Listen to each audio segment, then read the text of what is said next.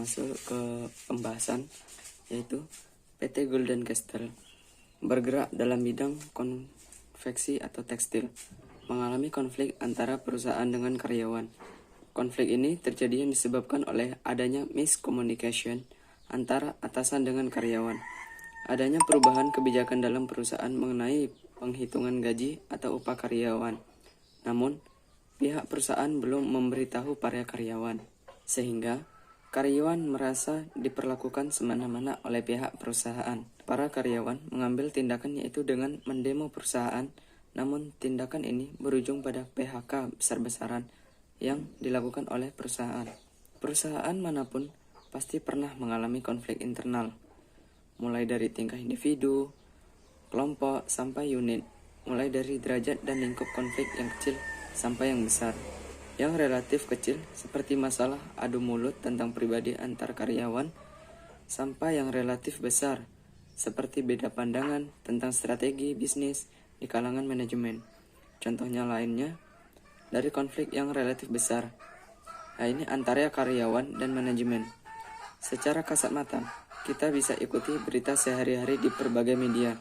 Di situ tampak konflik dalam bentuk demonstrasi dan pemogokan. Apakah hal itu karena tuntutan besarnya kompensasi, kesejahteraan, keadilan, promosi, karir, ataukah karena tuntutan hak asasi manusia karyawan? Dari permasalahan yang saya jelaskan tadi, ada 4 poin pertanyaan yang harus saya jawab. Yang pertama yaitu, penyebab terjadinya kasus tersebut dalam perusahaan. Penyebab terjadinya kasus tersebut dalam perusahaan adalah adanya miscommunication antara atasan dengan karyawan. Adanya perubahan kebijakan dalam perusahaan mengenai perhitungan gaji atau upah kerja karyawan, namun pihak perusahaan belum memberitahukan pada karyawan, sehingga karyawan merasa diperlakukan semena-mena oleh pihak perusahaan. Dan pertanyaan kedua, bagaimana kondisi perusahaan saat ini? Kondisi perusahaan saat ini sedang kacau, dikarenakan adanya tindakan demonstrasi yang dilakukan oleh para karyawan yang merasa diperlakukan semena-mena oleh perusahaan, yang berujung pada PHK besar-besaran yang dilakukan oleh perusahaan yang membuat kekurangan tenaga kerja atau karyawan dalam perusahaan.